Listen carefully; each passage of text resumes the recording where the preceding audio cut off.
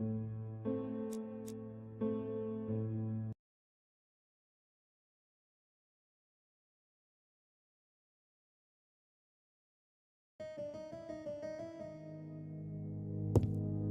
record sleeve with an handwritten title. Betty must have recorded the demo. I'd be interested to hear it.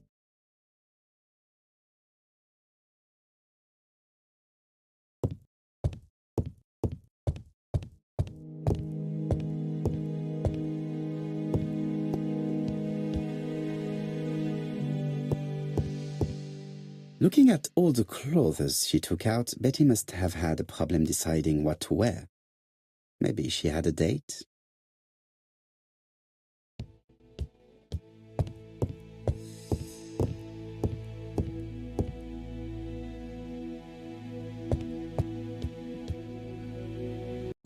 Something on this clock bothers me.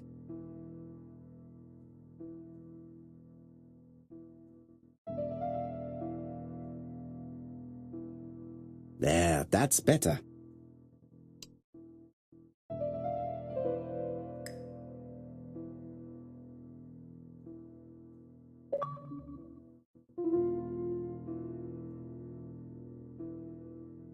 What a strange mechanism. I don't think it serves to turn the hands. The cogs are blocked by these wooden panels.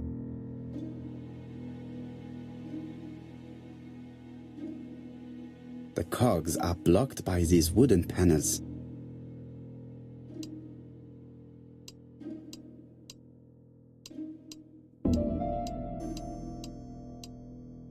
The cogs are blocked by these.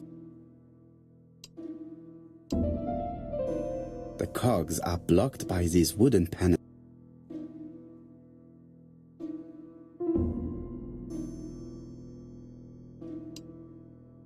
The cogs are blocked by.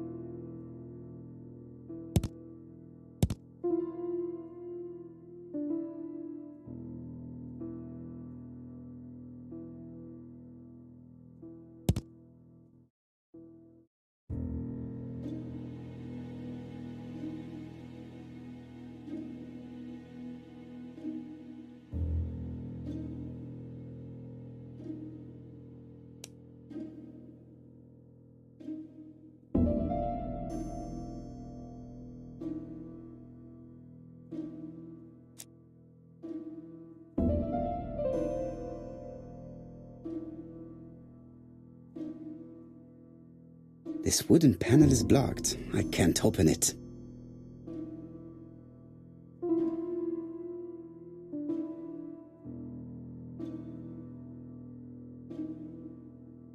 This wooden panel is blocked. I can't open it.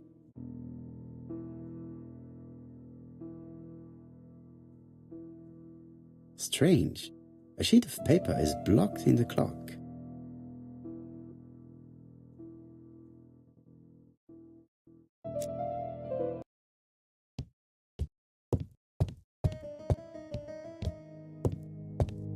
I have not finished inspecting.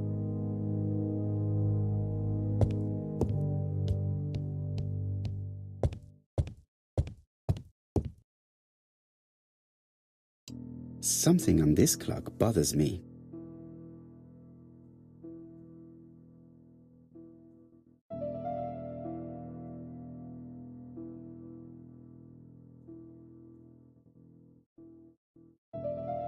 What a strange mechanism. I don't think it serves to turn the hands.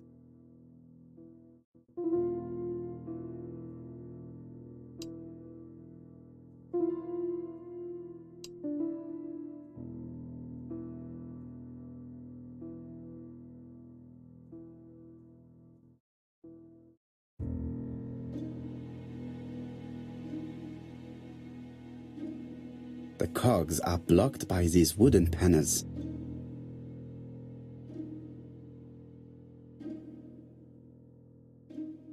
The cogs are blocked by...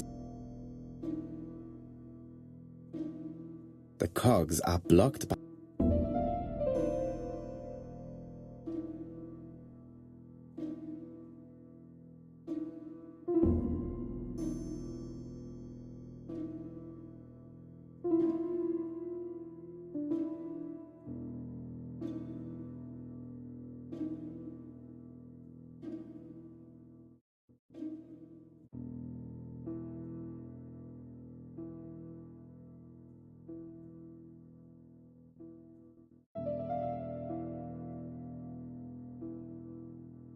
This wooden panel is...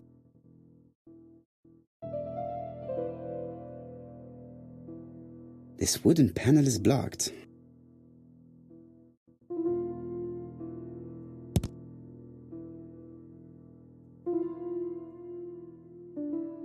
This metal disc is stuck.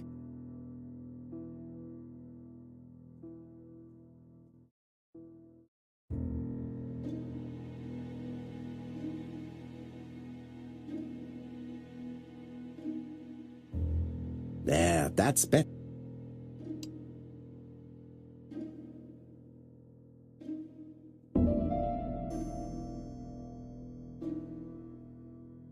This wooden panel is blocked.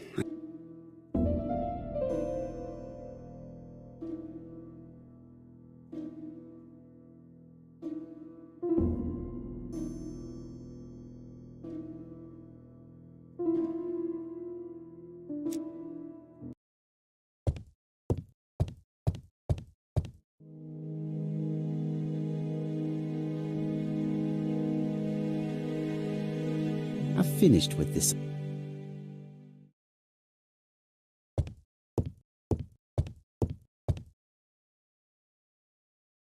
Something on this clock bothers me.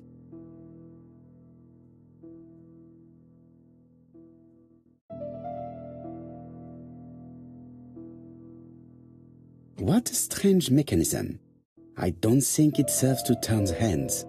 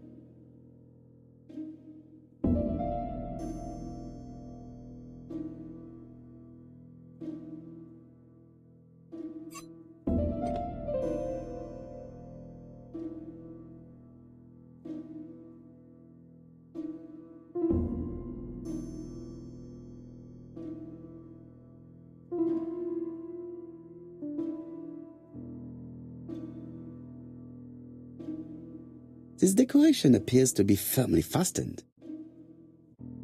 This decoration appears to be firmly fastened. This decoration appears to be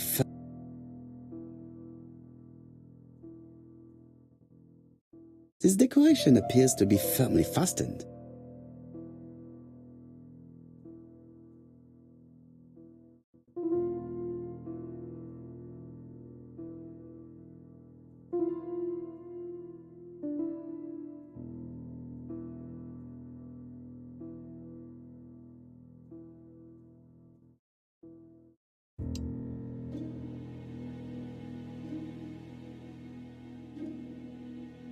This decoration appears to be firmly fastened.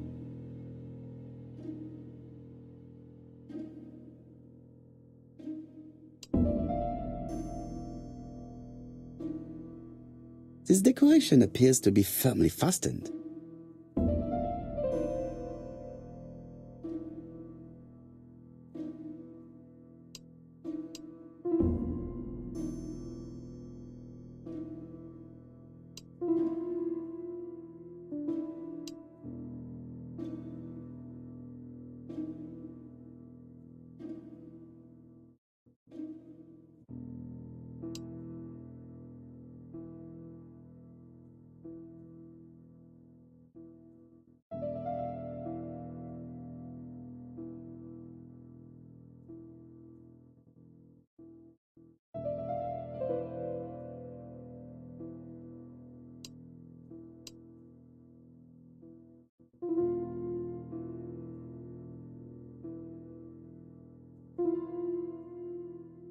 This wooden panel is blocked. This wooden panel is blocked.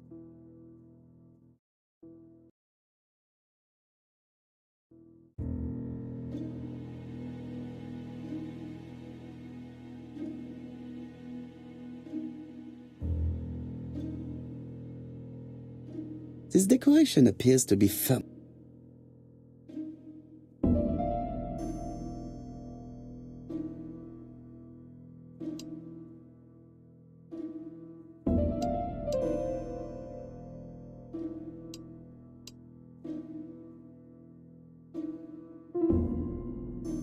This decoration appears. This decoration appears to be firmly fastened.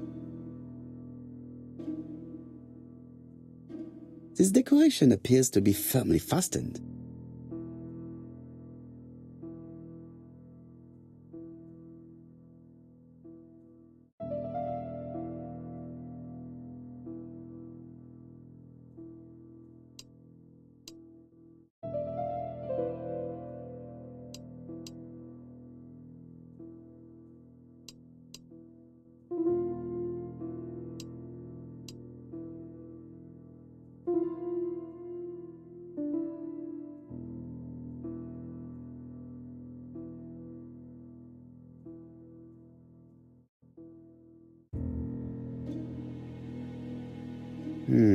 Could the screw be slightly loose? Could the screw be slightly loose? Could the screw be slightly loose?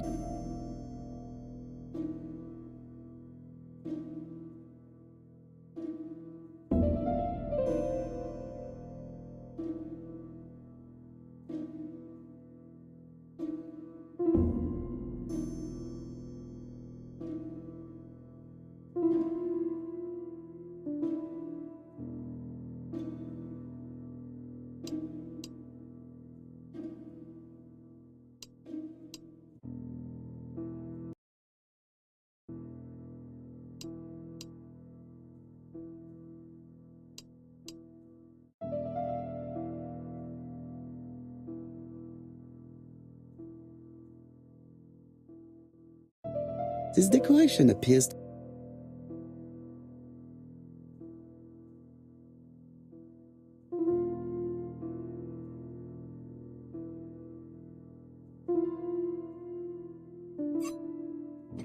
Good. It should be possible to open the wooden panel. Look, a key. This could be useful.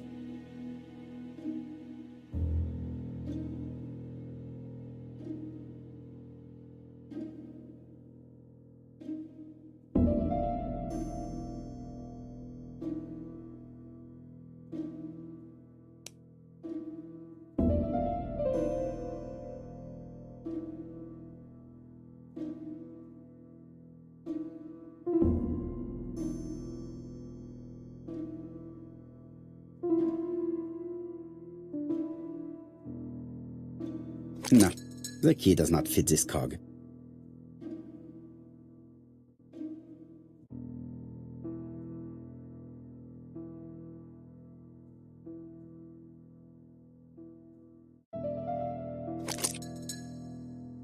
The central cog is blocked.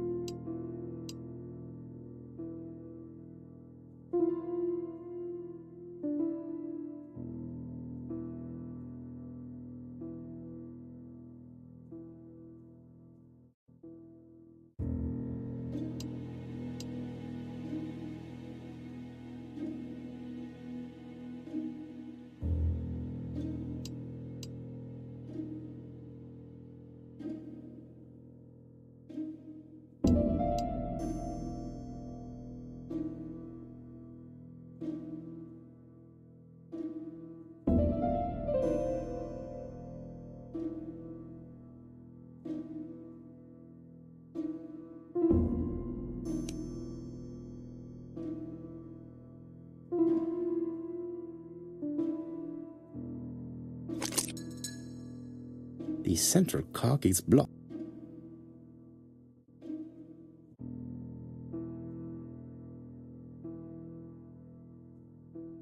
This wooden panel is... This decoration appears...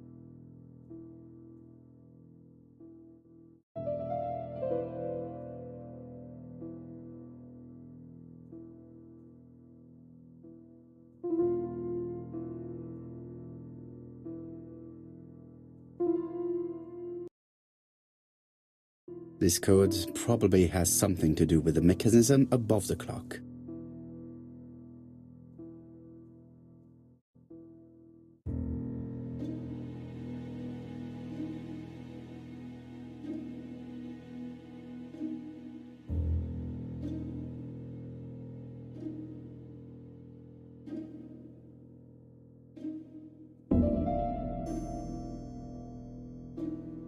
This code probably...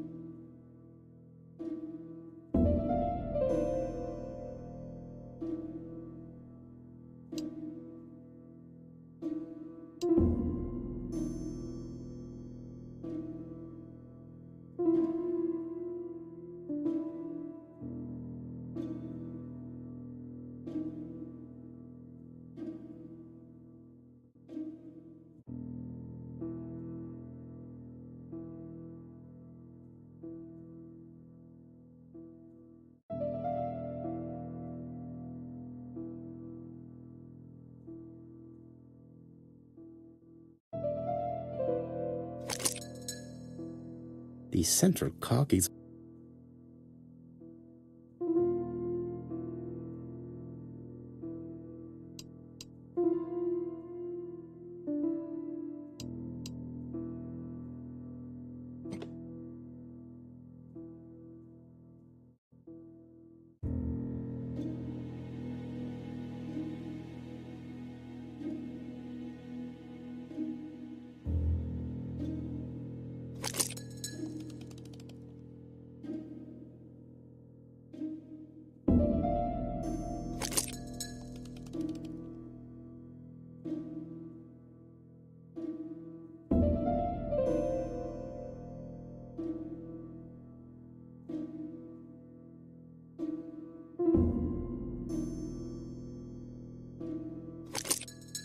Ah, something clicked on the front of the clock.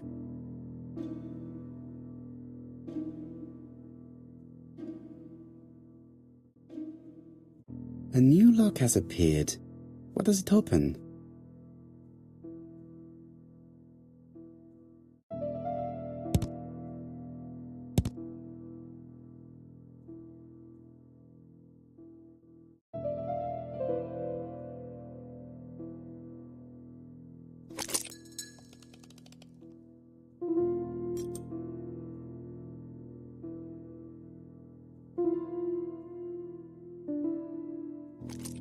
This could be useful.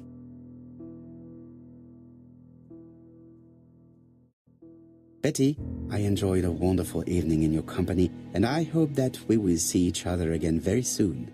D. My dearest Betty, I know that your art is already spoken for, but you are the most beautiful dancer I have ever had the pleasure of meeting, and I am impatient to see you again. Adrian.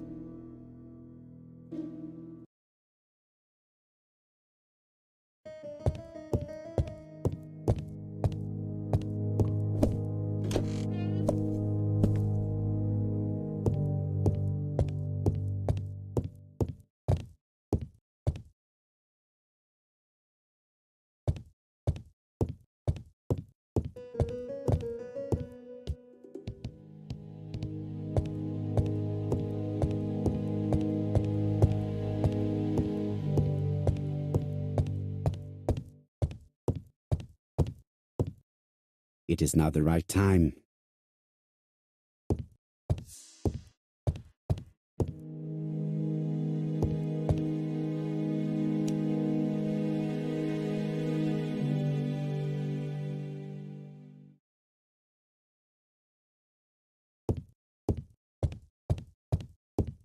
Their home is modest, but the bar...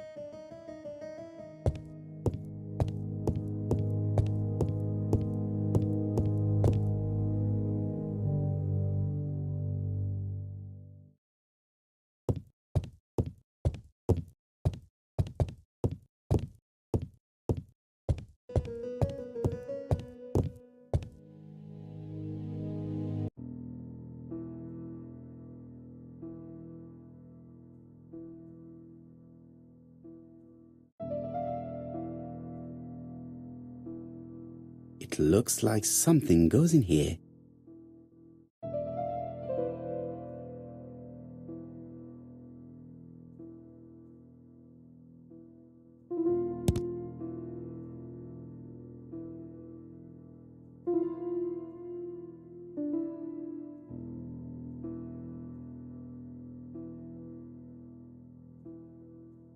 Let us see. What is this cupboard hiding?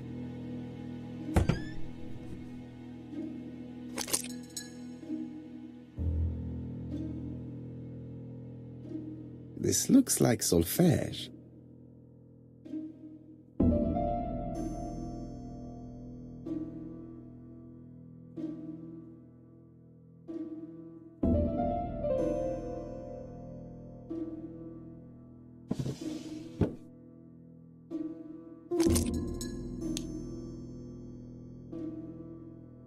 There is bound to be a clue somewhere.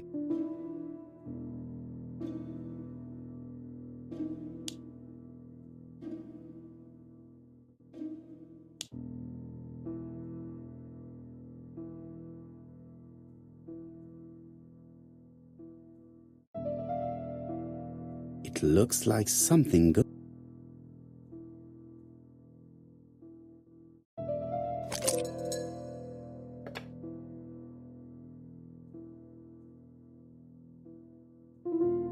That doesn't work. I must have forgotten.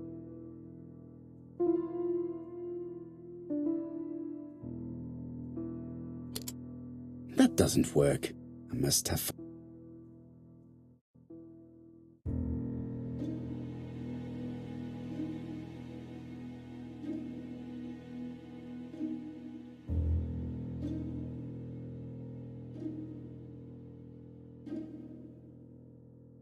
This looks like solfège. There is probably a link with what I saw in the drawer.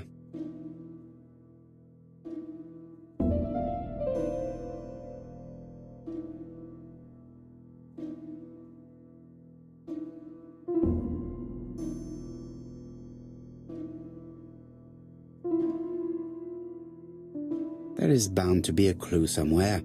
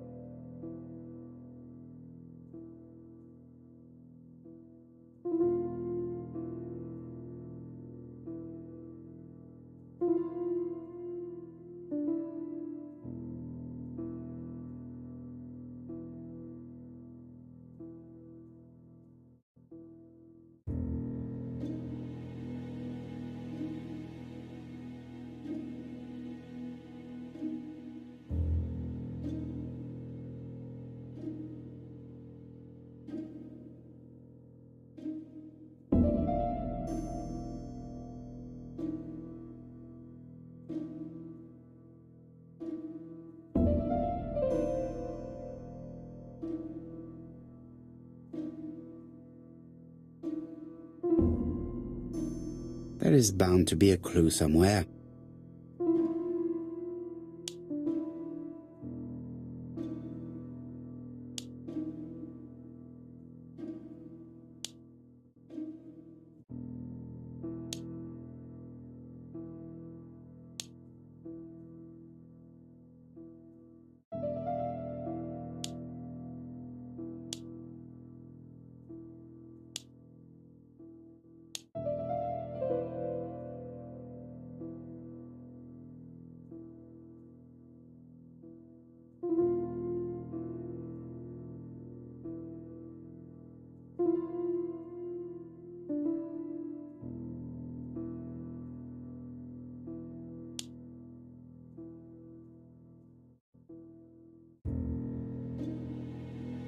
I cannot open it.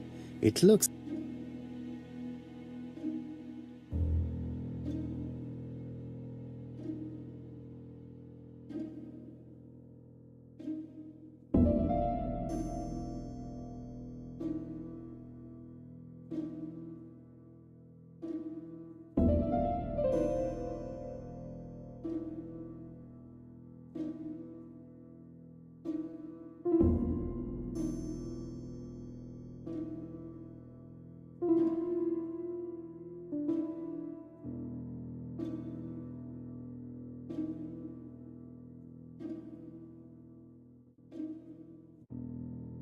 There is bound to be a clue somewhere.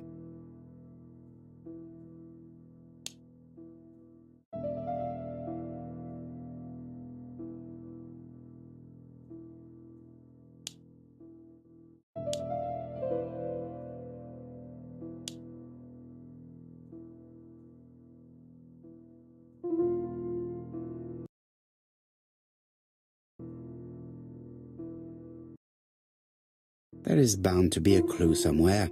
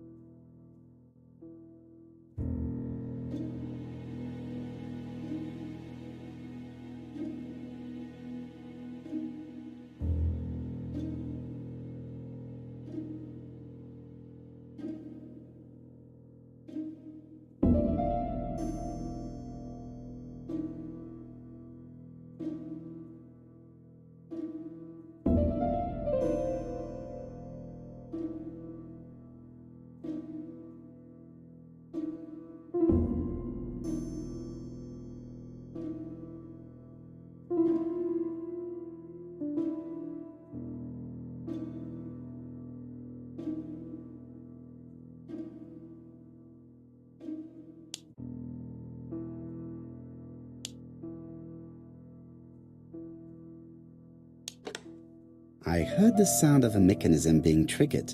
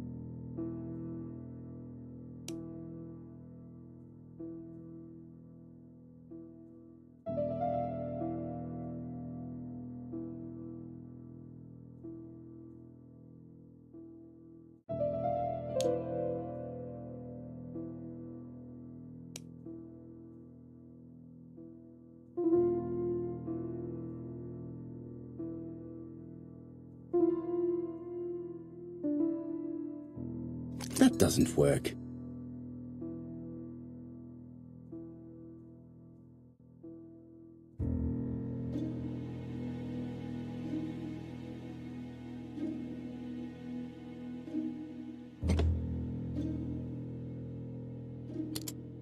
That doesn't work.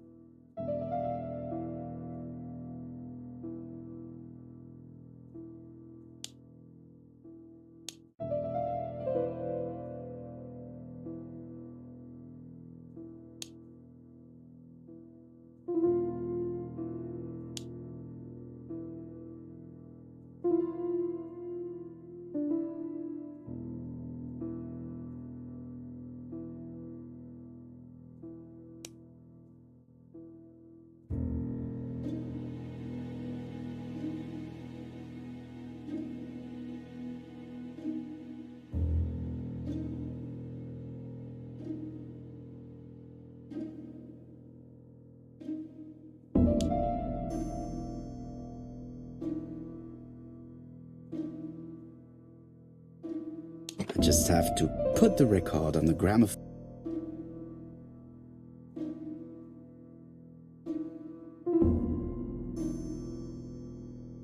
That doesn't work.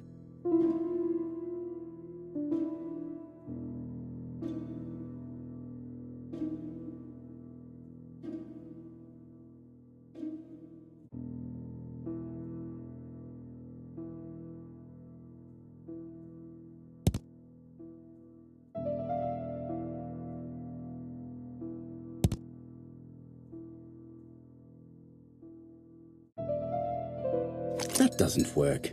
I must have forgotten a step.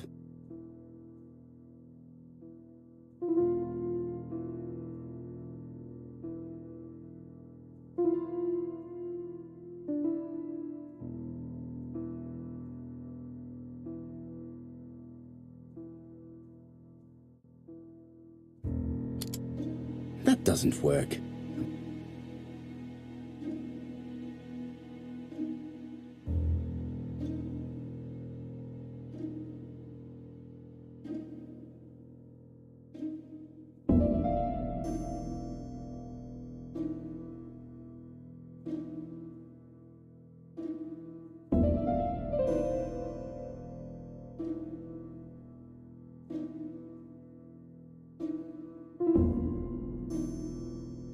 That doesn't work. I must have forgotten.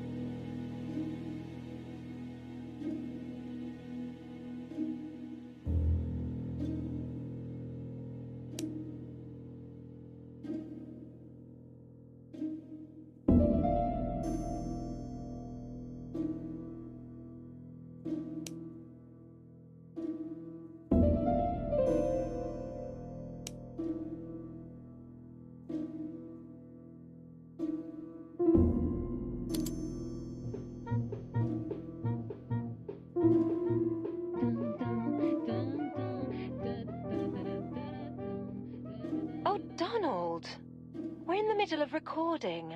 Sorry, Betty, but it's not wise. The doctor said you should rest your voice. You're such a killjoy sometimes.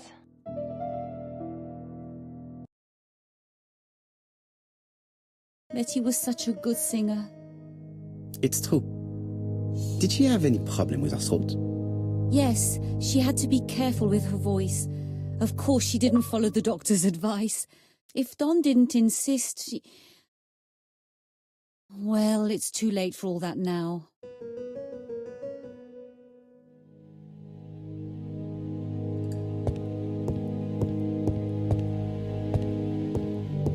It is not the right...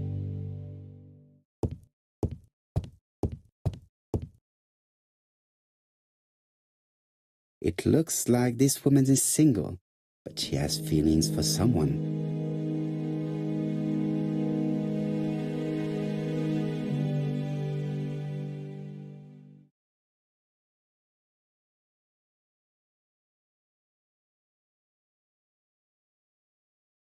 She is looking so intensely at this photo. But is it really a sister that she's studying in this manner?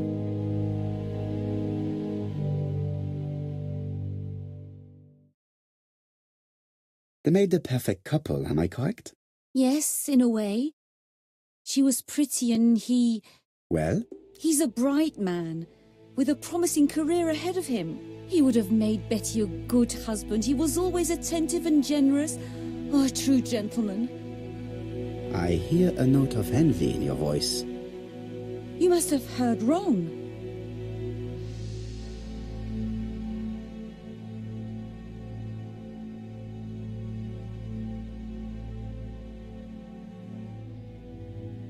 You have not mentioned Donald's jealousy. There's nothing to say. I am not your enemy, Mademoiselle Bernard. And you are not my friend either, Mr. Poirot, sir. Yes, but your lies are not helping Mr. Fraser, or you for that matter.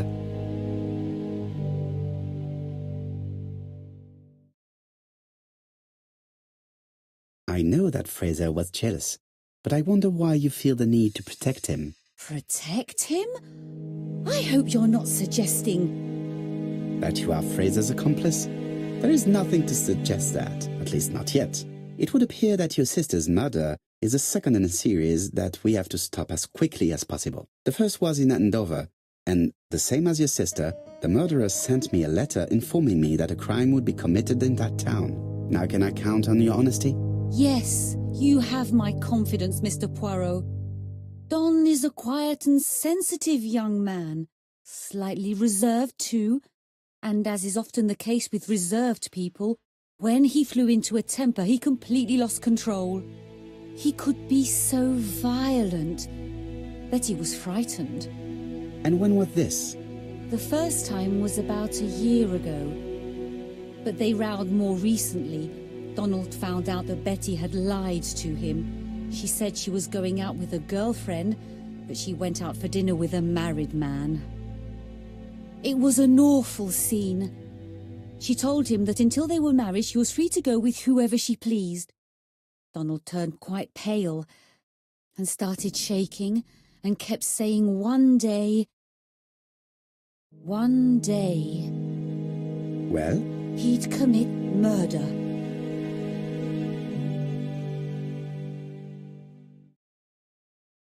Do you think that is what happened? No, Mr. Poirot, I don't believe that. You yourself said he may be a recidivist madman.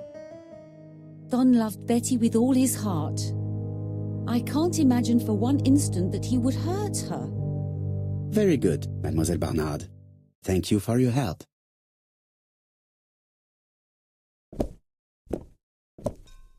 Fraser is at the Ginger Cat.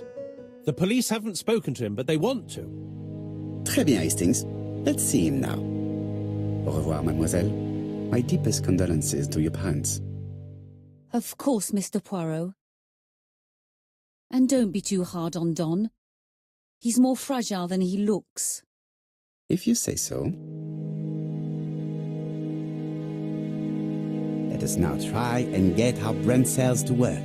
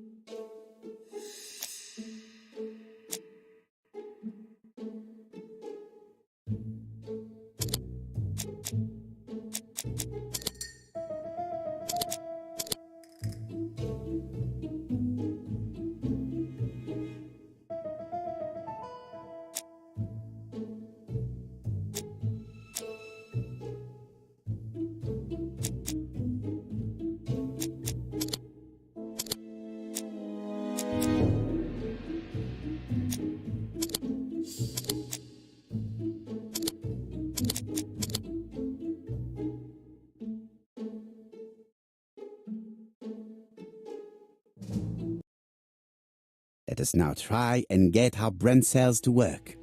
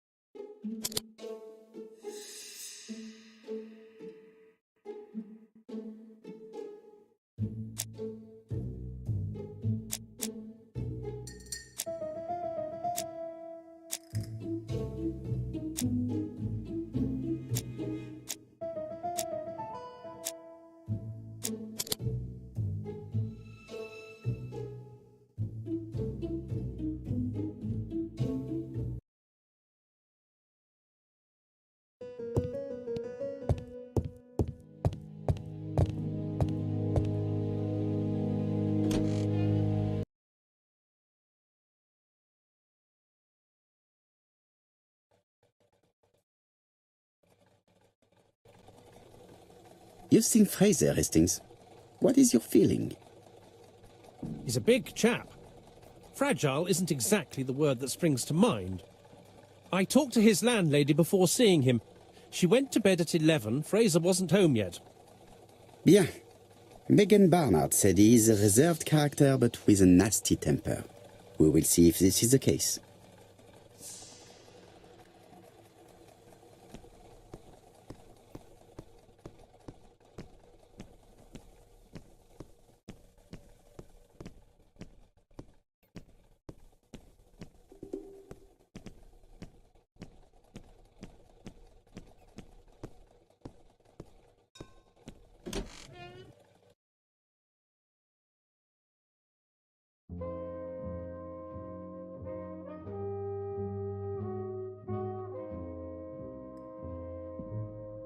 How do you do, Mr. Fraser?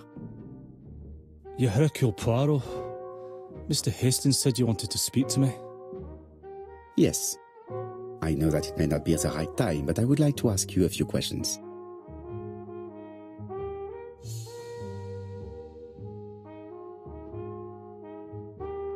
This man looks suspicious.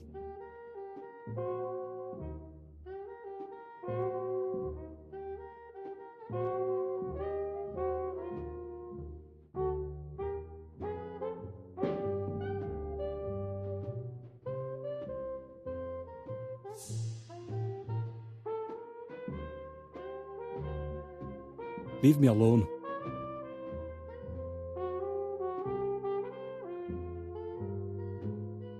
Donald Fraser is in a terrible state, as if he hadn't slept all night.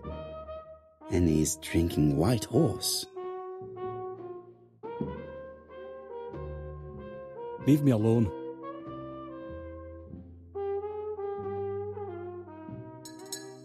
Tell me that it's a mistake, that Betty isn't dead. Sadly, your lady friend has been murdered, Mr. Fraser. Oh, Betty, if only you'd listened.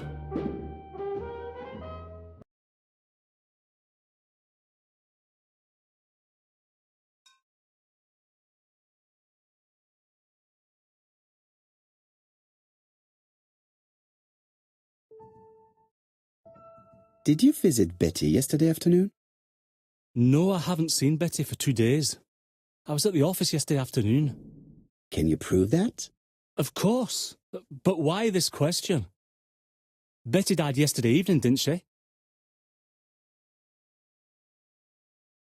Yesterday, a guest came to the Ginger Cat alone and ordered a White Horse whiskey, and by the look of it, you also appear to be fond of this brand. Yes, it's a good whiskey and not cheap. I only drink it on special occasions. Or tragic ones. I understand. Do you know what Betty's plans were yesterday evening? She said she was having dinner with her sister.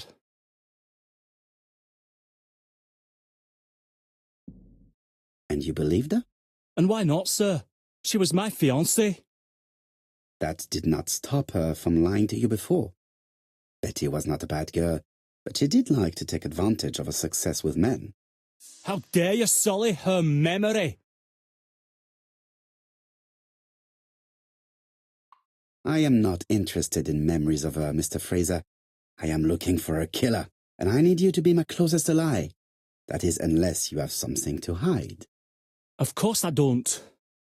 Très bien. So, what were we saying? Where were you yesterday evening? I looked everywhere for her, but in vain. When she said she was going to have dinner with her sister on a weekday, I thought it was strange. I tried not to think about it, but I was like a lion in a cage. I was convinced she was lying. So I went round all the restaurants in the town.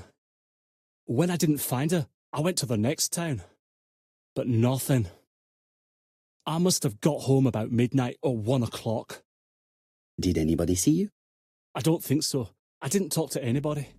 I was so furious.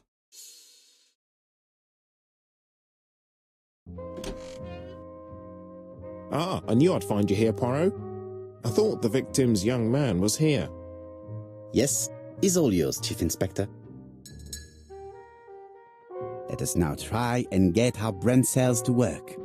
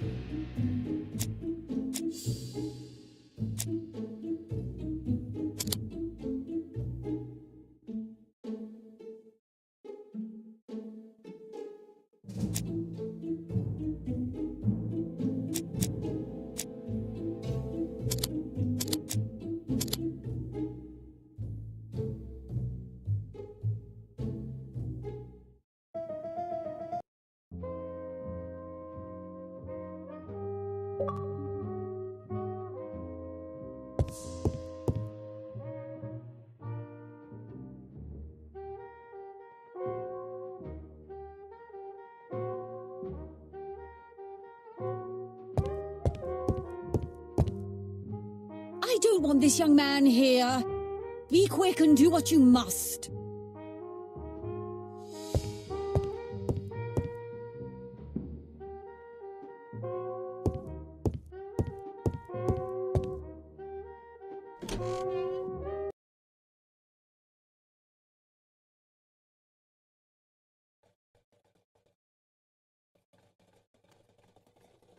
Fraser doesn't have an alibi and he's extremely jealous.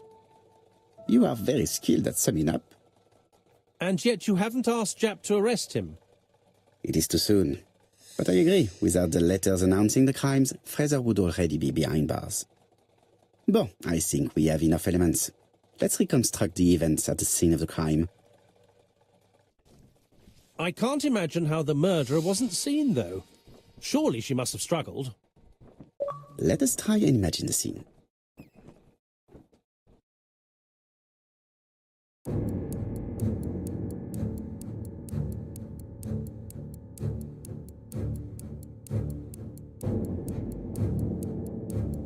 The killer and the victim are walking on the beach. Miss Betty has a bag, a belt around her waist, and carries her shoes in her hand.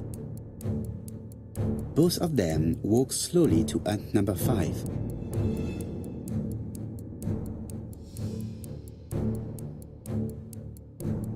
Both of them walk slowly to hut number 6.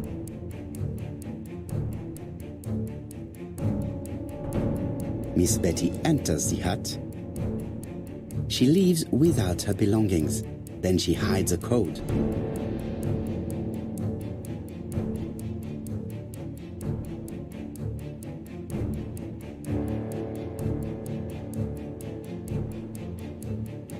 They keep walking. Then she removes her belt. The murderer moves behind her and then attacks her by surprise. The body falls, lifeless, on the sand. Everything appears to match the crime scene, mon cher Hastings. That is exactly what happened.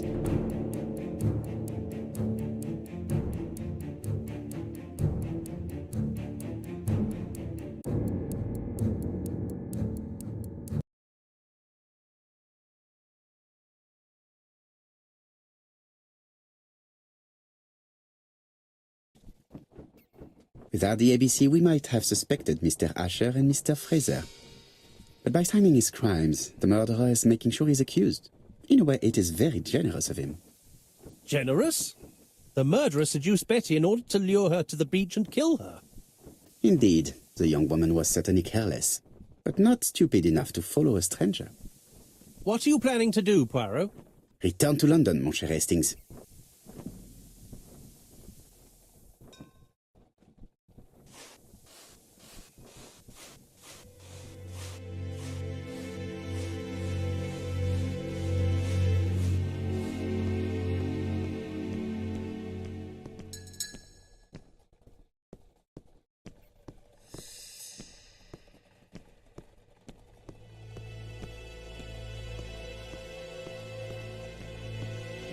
Right, back to London.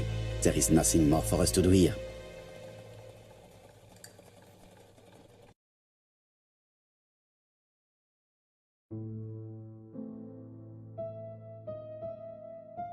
Japp has decided to reveal details to the press. The alphabet murder is now famous. It is not a bad idea. The more people who know, the greater our chances of finding out something of interest. Poirot, I have a bad feeling.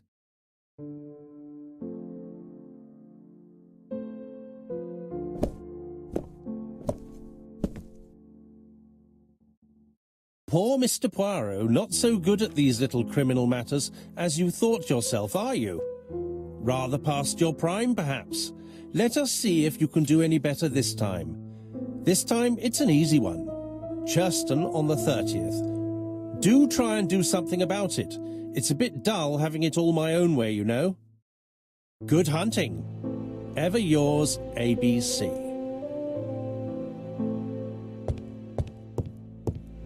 Good hunting. Did you hear that, Poirot? The murderer seems to be taking it all as a game, a challenge. He will strike on 30th in Churston. We must warn Scotland Yard.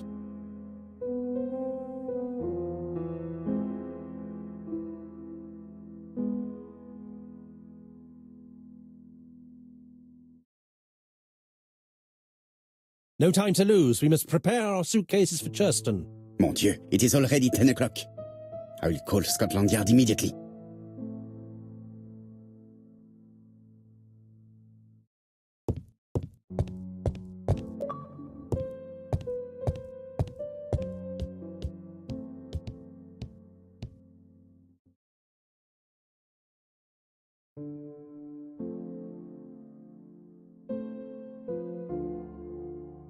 Hastings' photo album.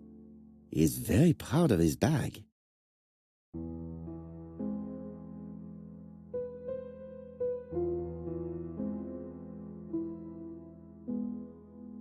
Bexillancy, Sussex, population 24,703.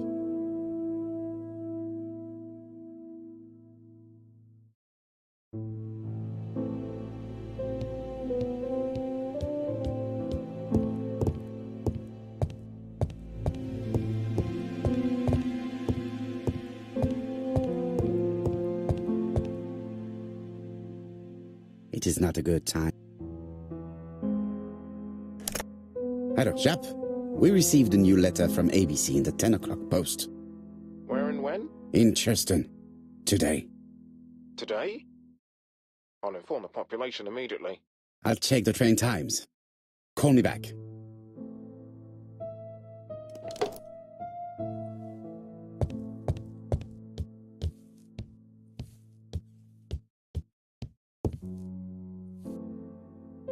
Hastings, what you are doing is an absolute disaster.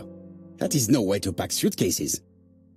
Heavens, we must hurry. We have to get to Churston before the murder.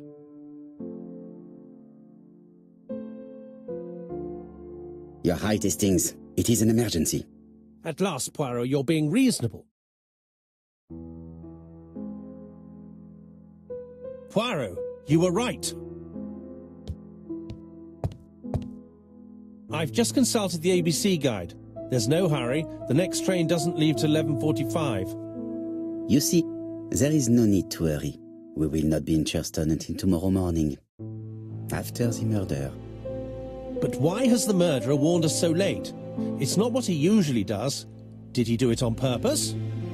Very good question, Hastings. We should also compare the letter we have just received with the other two. Although I have very little doubt about what we will find.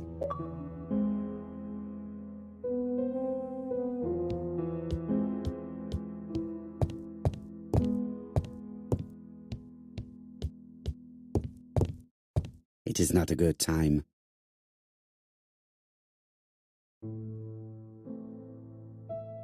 Daily Flicker, July 30, 1935. ABC affair, no progress. The alphabet murderer is still on the run. Ever since the police found the connection between the Bexhill and Andover affairs, the inquiry has barely progressed. In this issue, we are publishing provocative letters sent by the killer to Hercule Poirot. Unfortunately, they have not yet helped to find him. Daily Flicker, July the 26th, 1935. The Bexhill Horror. Young maid strangled on the beach. Killer struck at midnight.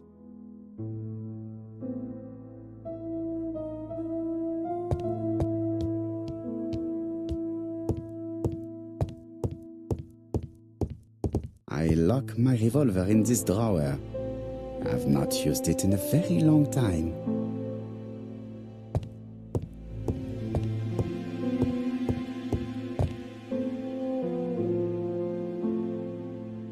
Poor Mr. Poirot. Not so good at this little...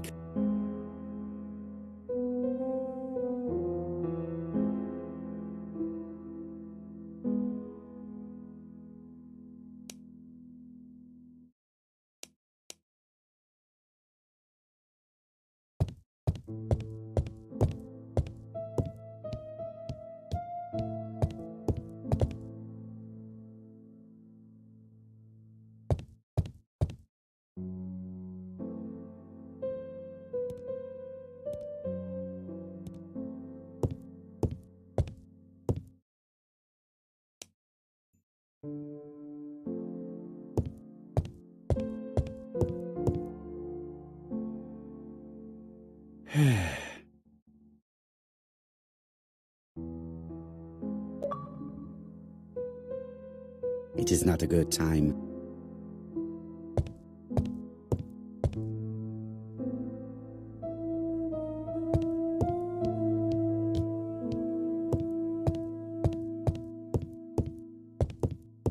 Hastings, it would appear that you are getting slightly thin on top.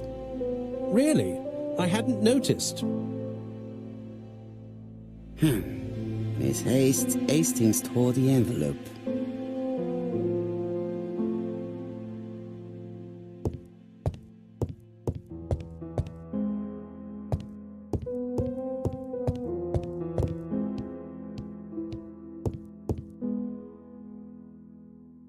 Right, let us compare this new letter with the second one. Let us examine this more closely.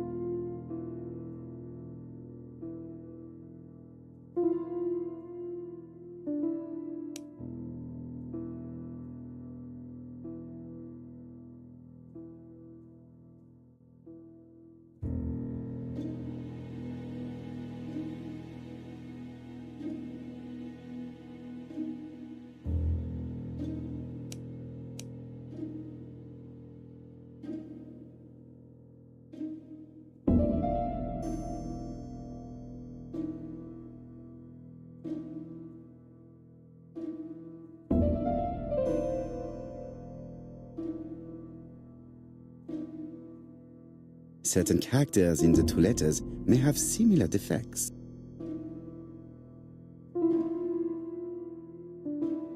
Yes, this I is weird.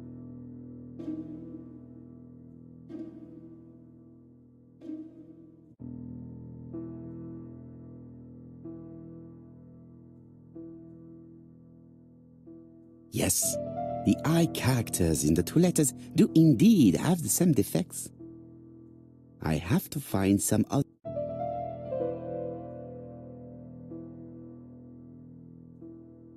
Yes, the A...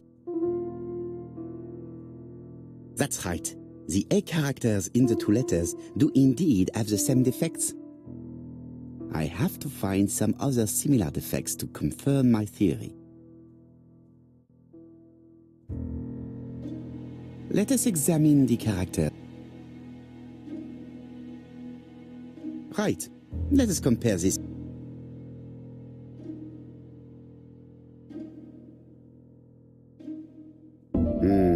The W is not...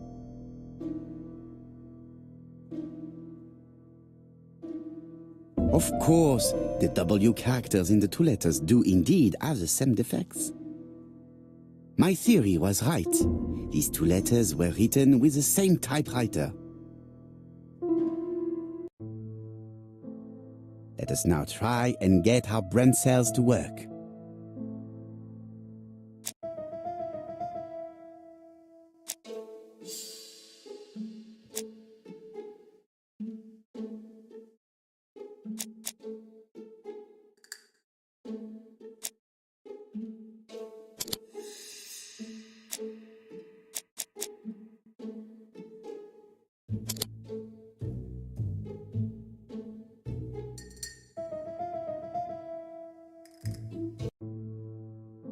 The letter should have arrived in time.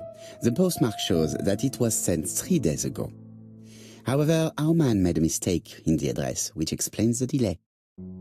All the same, the post office took their time correcting the error.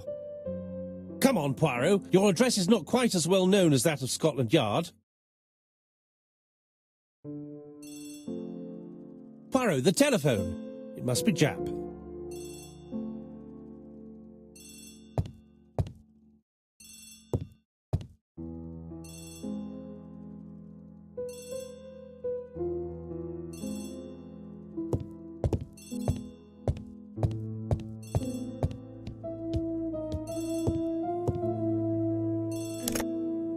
Some news from Churchton. Bad news, I'm afraid. Sir Carmichael Clark was murdered while out on his evening walk. Sir Carmichael Clark. The name is familiar to me. He was a famous throat specialist, one of the best in London. A wealthy man, he retired to Combside, a beautiful house by the sea.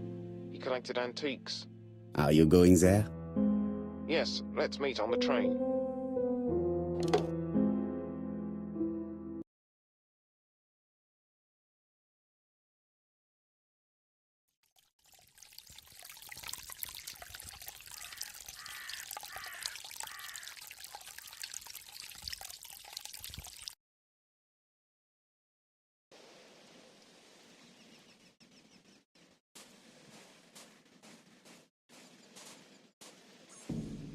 The victim is called Sir Carmichael Clark, one of the best throat specialists in London. The body was still warm when we found it. If we'd been warned earlier, we definitely could have saved him. It appears that the murderer made a mistake when he wrote his letter. A mistake? Lucky for him. And what if he did it on purpose? No. He's defined his madcap rules and he's sticking to them. It's a matter of pride for him. Shall we go up to the house, Poirot? You go, my friends. I will come soon.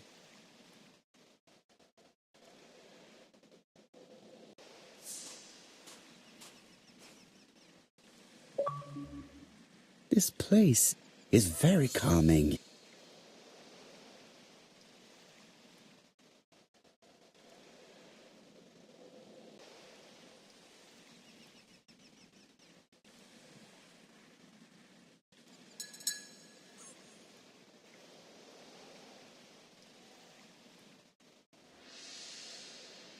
The site is exceptional. It is easy to imagine that Sir Carmichael used to enjoy stopping here every evening.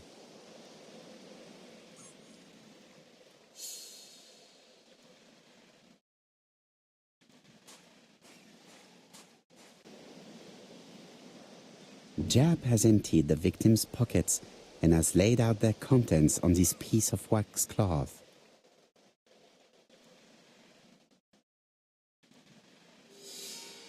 A signet ring, very probably with the Clark family's coat of arms.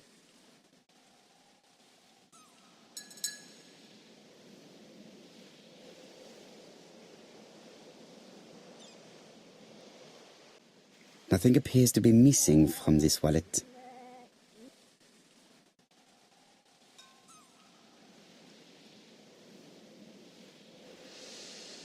It is pointless.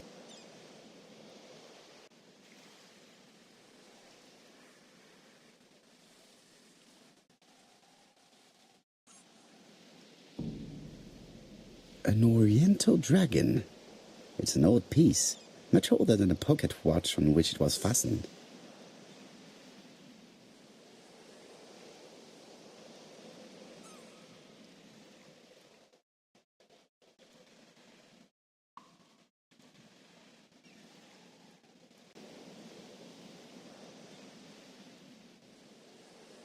An ABC guide. The murderer's customary signature, covered in blood this time. Apart from the wound to the throat, the body is untouched. No cuts, no bruises. Sir Carmichael's throat was cut. It's a clean incision, a professional murder. The gravel on the path has been sprayed with blood that covers a conical-shaped area, which starts at the body and becomes wider as it moves further from the bush.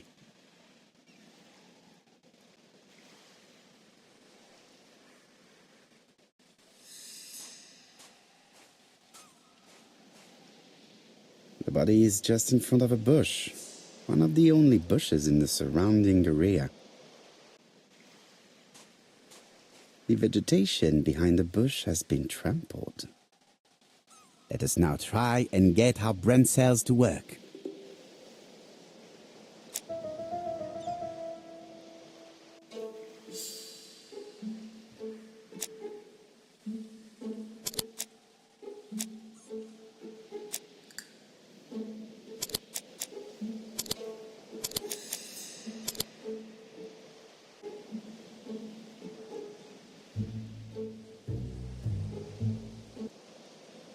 Sir Carmichael had his back to the bush when the killer cut the throat from behind. A fatal blow that sprayed blood over a range of more than 1 meter. Let us now try and get our brain cells to work.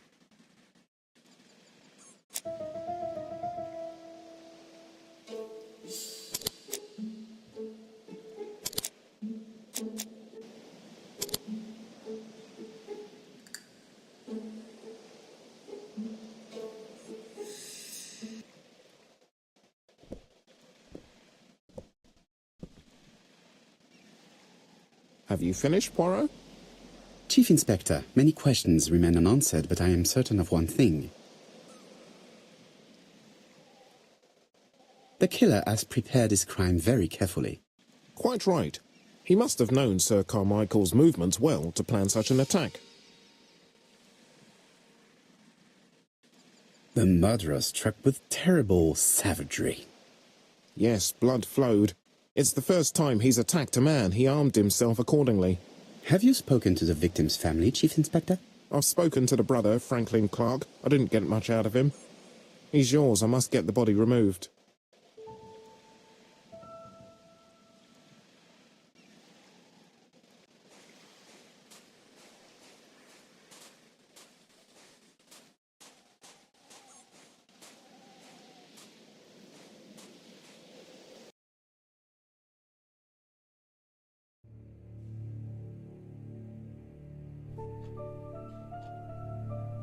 To be honest, this inspector seems rather obtuse. I'm counting on your friend Poirot to catch my brother's murderer. Ah, here he is now. Please, Mr. Poirot.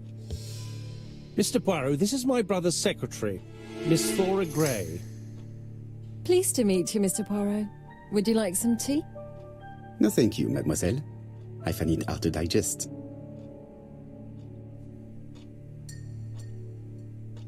It is now the right time.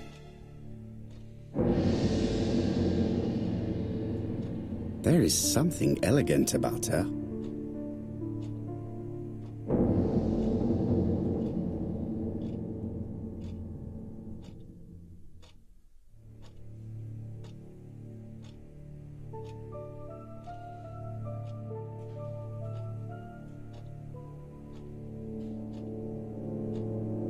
She has good taste, except perhaps in her choice of jewelry.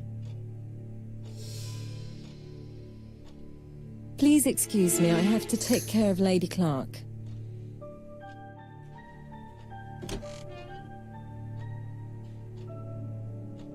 Hastings does not like very hot tea. He's going to blow on his cup for a good while before drinking. It is a once-in-a-lifetime opportunity to question him.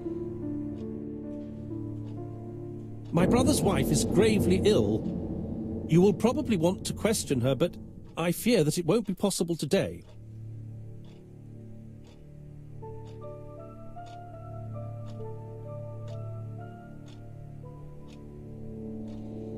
I insist, Mr. Clark. Please allow me to remind you that this is a murder inquiry. Unfortunately, she is much too ill. She doesn't even know her husband is dead. I'm very sorry, but I'm afraid it's out of the question. Of course, I understand. Someone set a trap for your brother. Who was familiar with his habits? Everybody knew he took his evening walk at 8:30, and that he always followed the same path. Was it a dark night? It was a new moon. I took a lantern. So it was you who found the body? Yes, along with the gardener. Have you seen any strangers around the house recently? No. As far as I know, nobody has been near the house.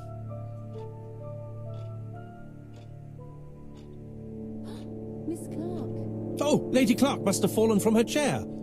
I have to help Miss Grey get her up. Hastings, while our host is gone, let's examine the drawing room. But, Poirot, a gentleman shouldn't... I take full responsibility. All you have to do is to leave the drawing room door ajar and let me know if anyone is coming.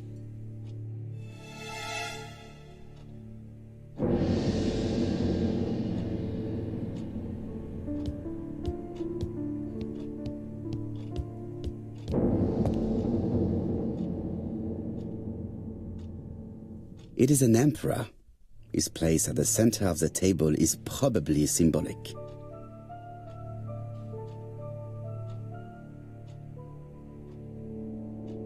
Dragon, dragon, dragon. Sir Carmichael showed himself to be very consistent in his collection's theme. A turtle.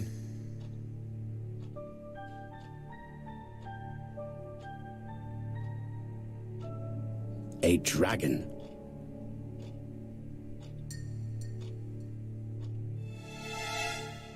A crane?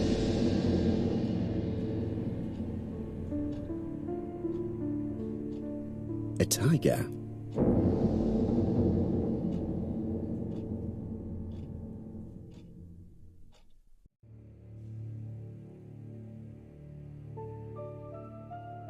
Comside's private collection, purchases since 1920. The catalogue for Sir Carmichael Clark's collection.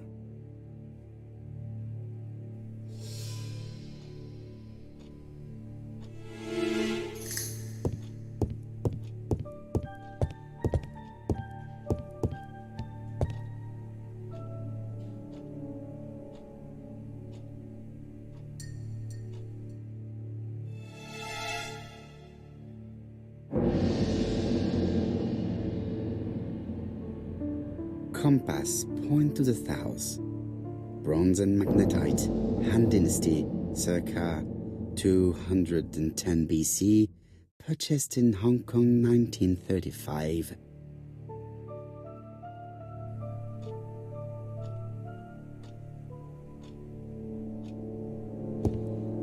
There are some very valuable objects here.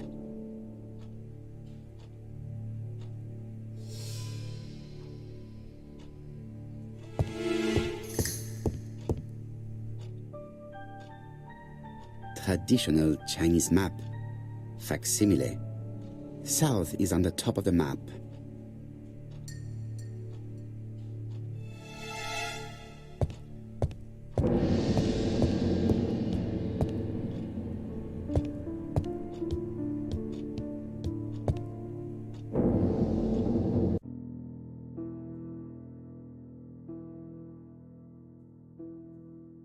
The cardinal points. This book could maybe help me. Each cardinal point is associated with one animal and one color. In the middle sits the imperial dragon, and out of respect, all the others are turned towards him. Each cardinal point is associated. Turtle, the dragon, the crane, and the tiger.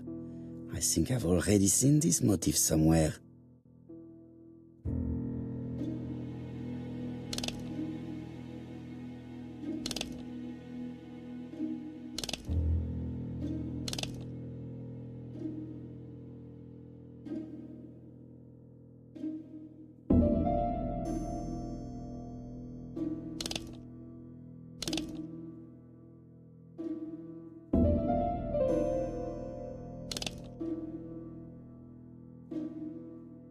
The position of each motif resembles that of those on the table.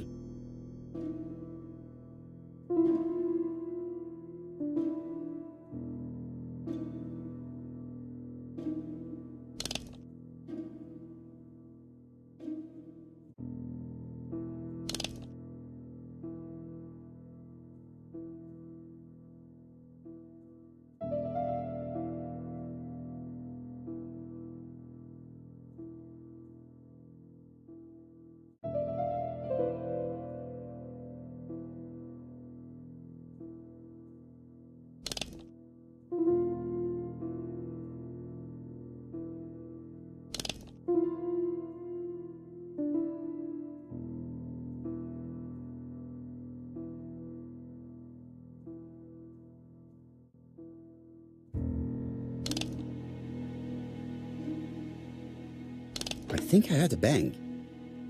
Could it be this cupboard? This is interesting.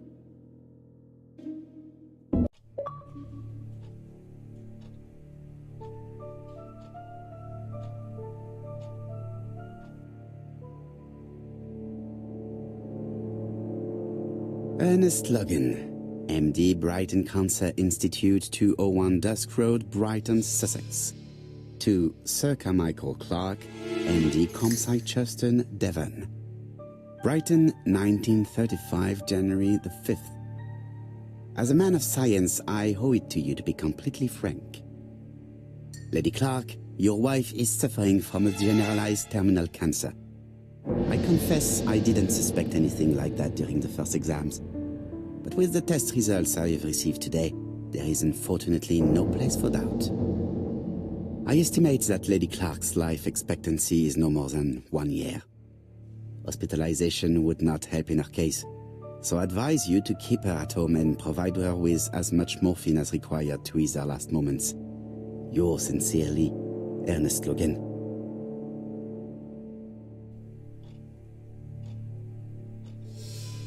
These daggers are only ceremonial weapons. I do not think that a crime weapon is here.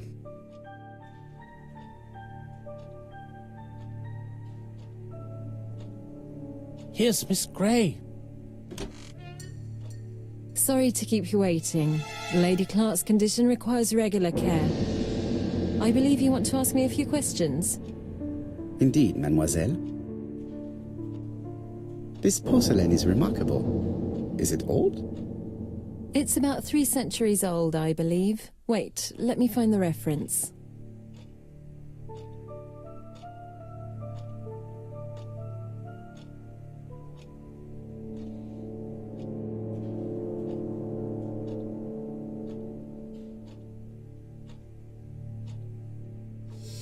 She appears to be very flustered.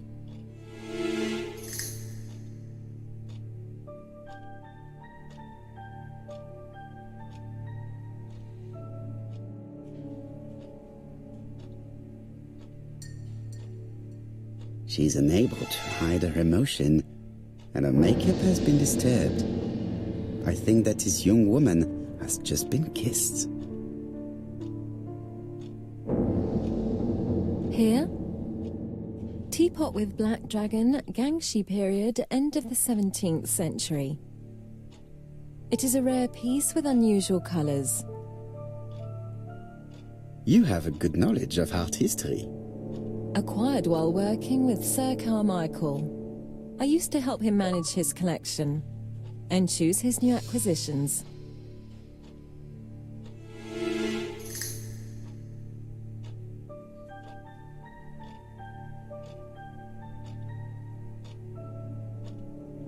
And sometimes, he used to give you a piece as a gift. Is that right?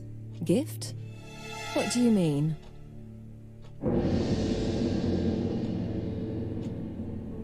I am referring to your brooch. This old brooch? Mademoiselle, you know perfectly well. I am talking about the magnificent brooch you were wearing earlier. Yes, you're right. Sir Carmichael did give it to me. He valued my work. How could I refuse? He would have been offended.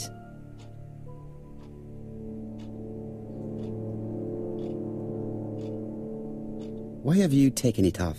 I don't understand, Mr. Poirot. Have you seen any strangers hanging around in the past few days? No. Nobody has been near Comside.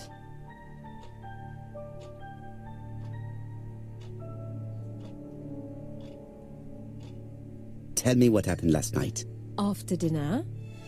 Well, I did some sewing and then I went to bed. I was woken by the telephone at 11. I heard Franklin Clark speaking with the gardener. They left with some lanterns and they found the body.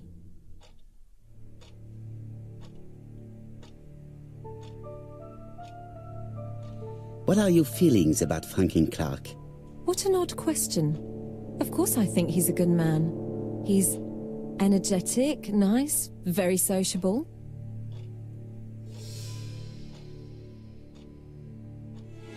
Miss Grey, if I may be so bold, please do not take offence. My friend has rather unusual methods, but all he wants is to find the murderer. Yes, I understand. I must rest. Please excuse me. Earlier, you asked me to watch the living room door for you. I don't wish to be indiscreet, but sometimes a gentleman stumbles upon a secret without intending to. That is sometimes the case. And I saw Franklin Clark kissing Miss Grey at the foot of the stairs. Do you think this is a common occurrence?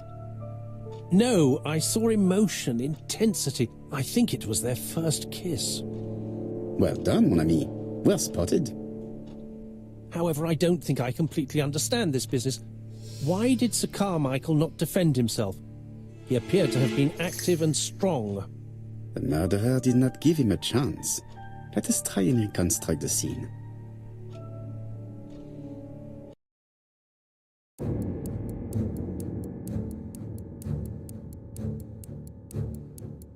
Sir Clark is taking his customary walk. Our killer is hiding behind a bush.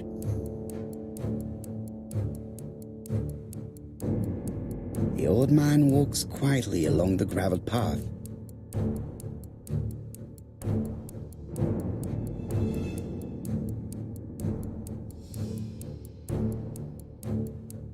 Then he turns towards the sea to gaze at it.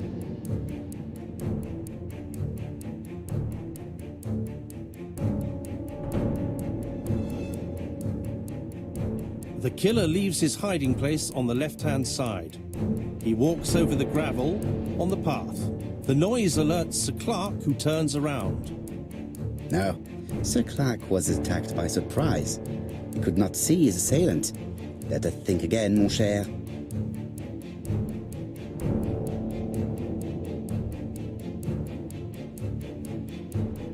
Sir Clark is taking his customary walk. Our killer is hiding behind a bush. The old man walks quietly along the gravel path.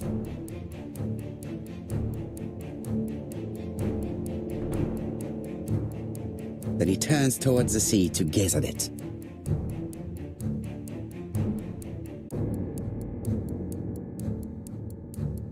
The killer leaves his hiding place on the right-hand side. He approaches silently over the grass. Then he throws himself on his prey and cuts the poor man's throat. He then lays down the ABC before leaving. Everything appears to match the crime scene, mon cher Hastings. That is exactly what happened.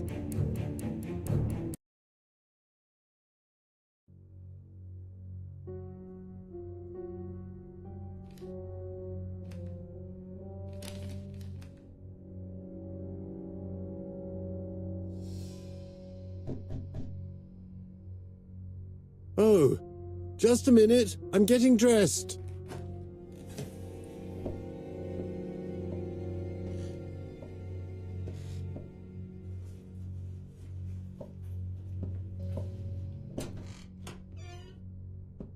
Mr. Kirst, have you recently returned from Churston? Yes, indeed I have. Have you seen the papers? And to think that you might have rubbed shoulders with the killer. Imagine that. Mr. Kirst, are you all right? You don't seem well. My apologies, my throat is burning and my head feels heavy. It's ever since the war, you know. Since my injury, my head has never been the same.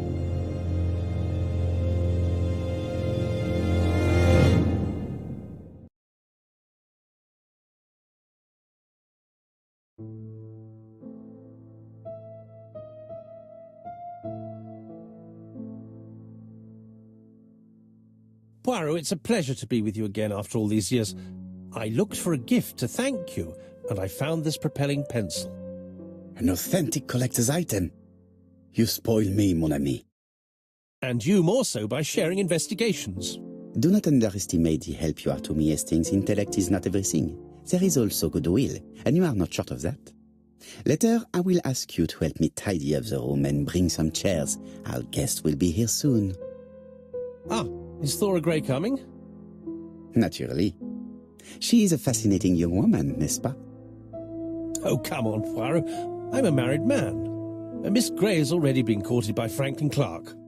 Poirot, our guests will be here soon. We must prepare ourselves.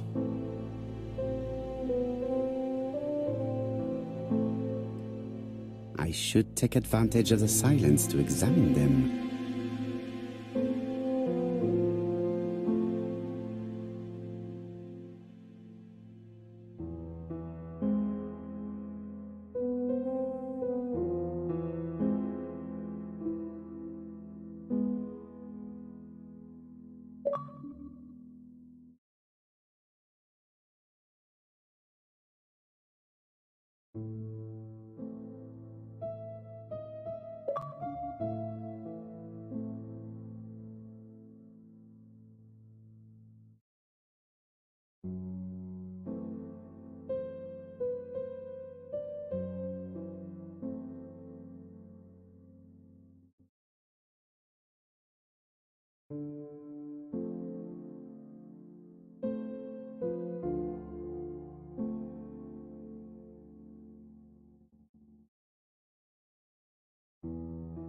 Sometimes I love a brunette, sometimes I love a blonde. That's what the song says.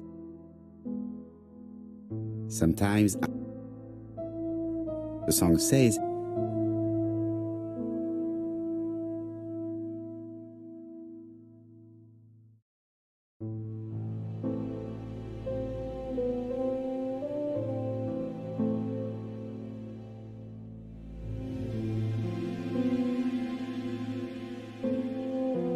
she appears to have taken more care with her appearance than the last time.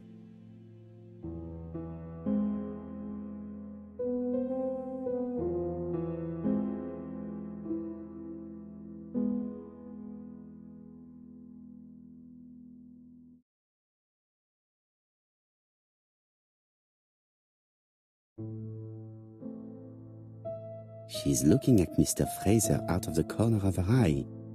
Did she make herself beautiful for him?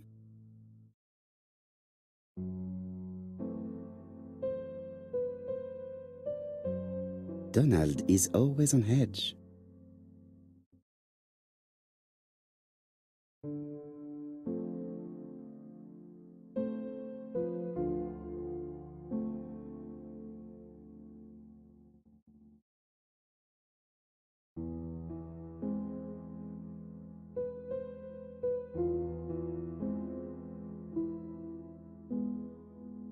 Donald Fraser is very nervous at the moment, even if he's trying hard to control himself.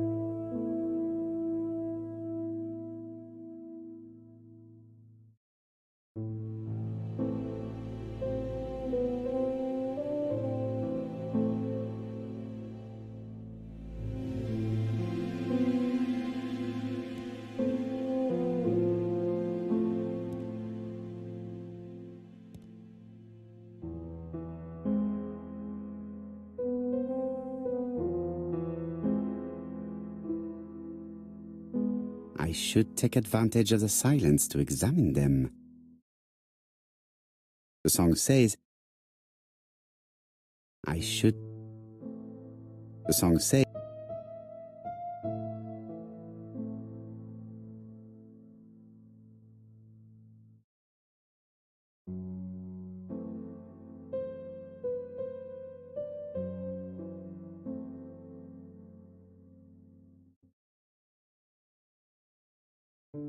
Franklin Clark always seems at ease, regardless of where he is.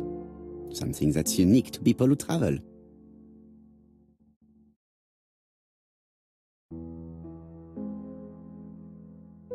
I ought to concentrate on my guests. I wish to thank you all for coming. I wanted to bring everyone close to the victims here in order to unmask the murderer. Get to the point, Mr. Poirot. What do you want from us?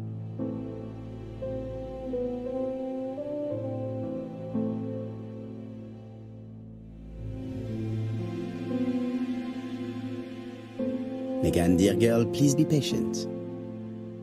Mr. Poirot, how dare you address me by my first name? Please excuse me, mademoiselle. What I ask is that you search your memories. The murderer must have left some trace. Yes, he must have prepared his crimes very carefully. Tout à fait. He did not get to Bexhill at midnight in order to strangle a young girl whose name by chance starts with P. Must we go into that?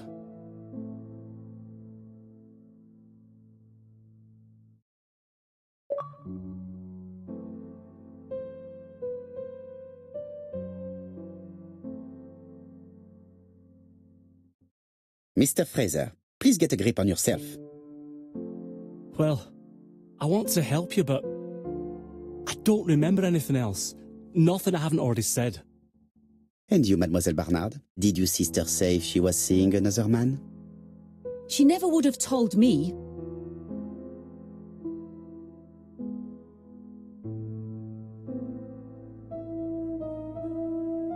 Why would she hide the fact from you? Betty knew I didn't approve of her behaviour. Her flirting was spoiling any chance she might have had.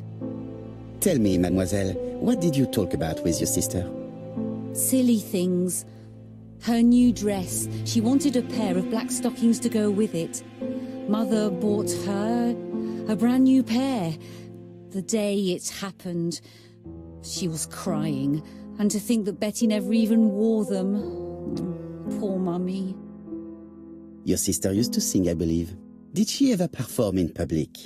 She dreamt about it, but she had a very bad cough. It troubled her greatly. She had to cancel auditions and miss lots of opportunities. A pity. Yes, she sang well, but that doesn't tell us much about the murderer. Qui sait? In any case, we now have enough information to draw up a relatively precise psychological profile. Let us now try and get our brain cells to work.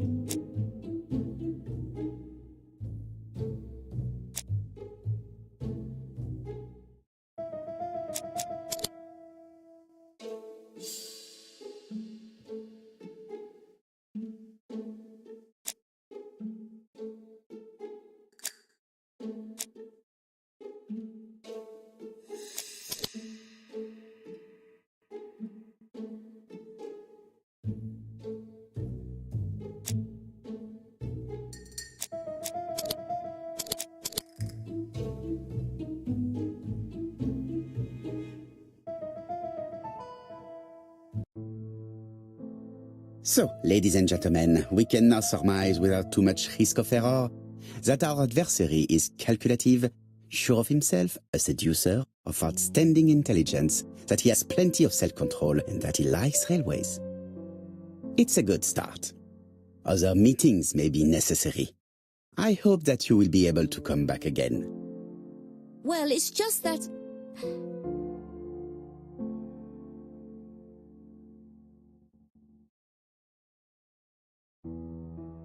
Is something bothering you, Mary?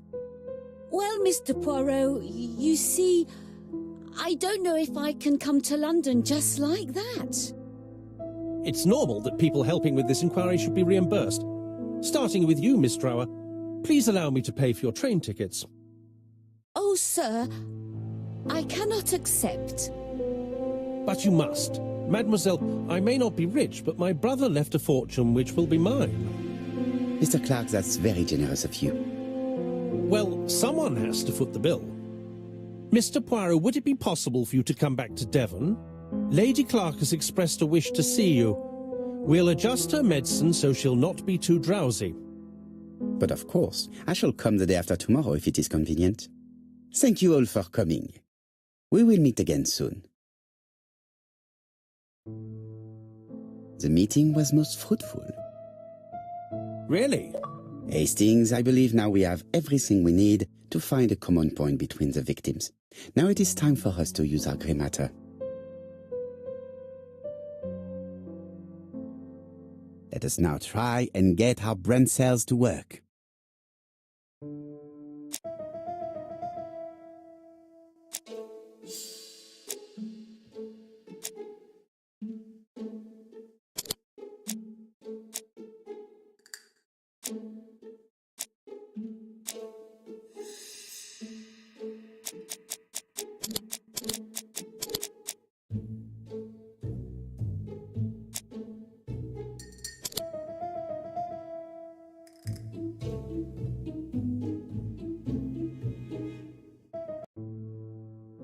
The first two victims suffered from bad throats, and that was precisely the specialty of the third victim, Dr. Clark. We have a lead. It would pay to take a closer look at the medical records of Dr. Clark's patients. We'll do so during our next visit to Churston. I will do it myself, mon ami. You must remain in London just in case ABC sends us another letter. Very well, as you wish.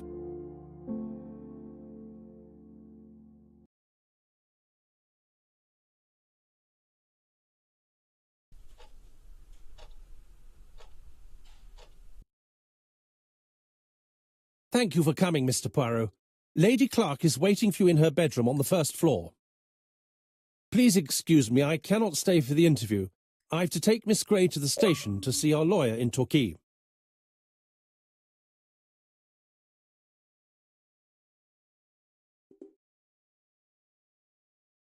Are you leaving Churston for good? Miss Gray very kindly stayed with me to settle my brother's affairs, but naturally she prefers to find a position in London. Ah, très bien. I'll be absent all morning, Mr. Poirot, but the nurse is coming soon. She's to ensure that the dose of medicine doesn't make our patient drowsy. Thank you, Mr. Clark. Have a nice trip, mademoiselle.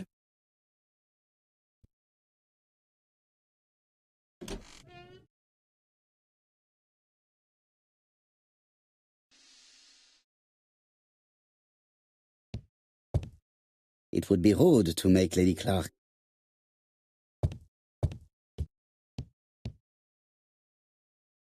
It is now the right time.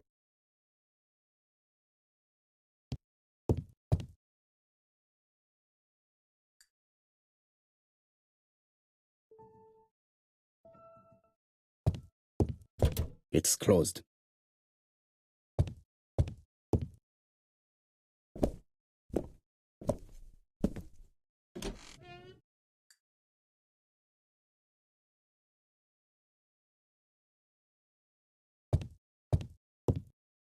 It would be rude to make.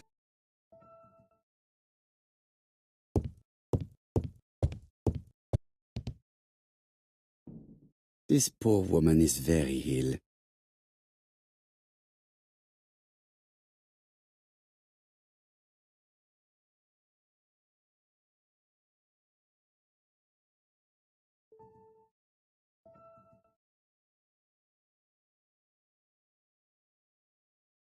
this woman is suffering. She is in no state to have a conversation.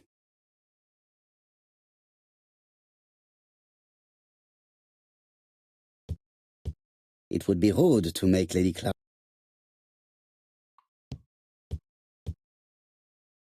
Mr. Poirot? My respects, madame. Thank you for coming. Thank you.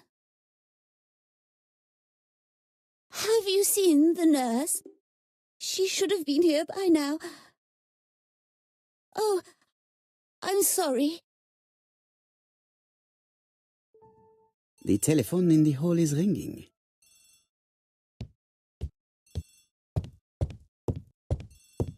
Lady Clark is in pain.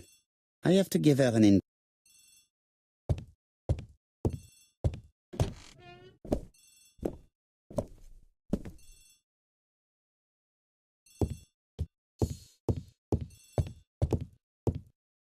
The telephone is ringing.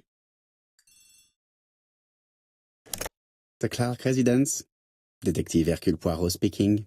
How do you do, Mr. Poirot? I'm Lady Clark's nurse. I wanted to let you know that I won't be able to come for her injection today. Might Miss Grey be able to do it? She has just left, but I will take care of it.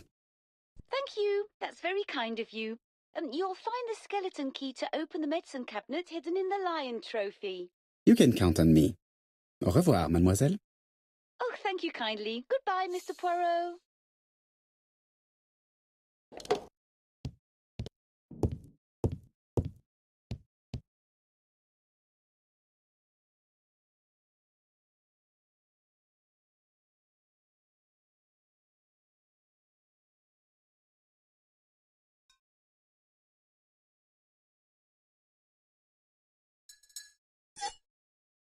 Here is the skeleton key.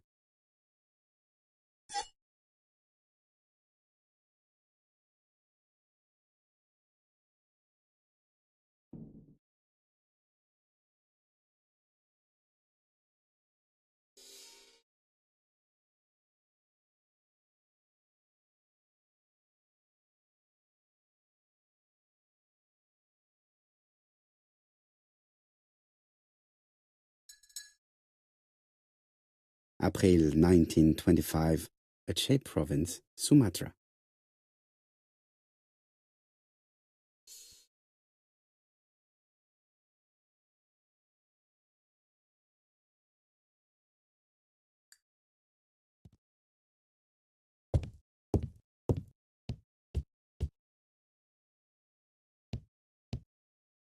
Lady Clark is in pain.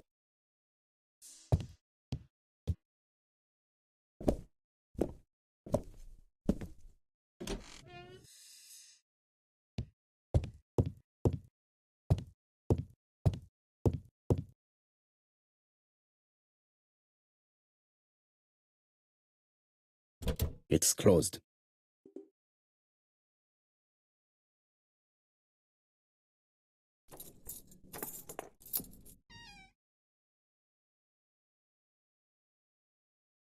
Ah, Mr. Poirot.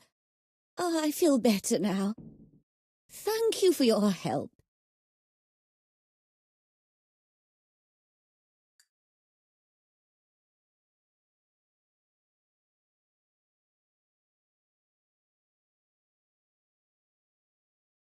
Madame, you are tired, so I will get straight to the point. What can you tell me about this business? What business, Mr. Poirot? No doubt. You wish to talk to me about what happened to your husband? Ah, yes. Oh, poor Carmichael. Has the madman who killed him been caught? Not yet, chère madame. There was a great many people in Cheston on the day of the murder. Indeed. People go straight to the beach. They don't come near Coomside. So, there were no strangers around the house that day? Who said that? The people who live here. Your brother-in-law, Miss Grey. Miss Grey? Oh, I don't like her. Franklin wanted her to stay, but I insisted she should go immediately. You are entitled to do so, naturally. I'm pleased that you approve. The others have been taken in by her. But at least you can see through that self-pity act. See what she's up to. Oh.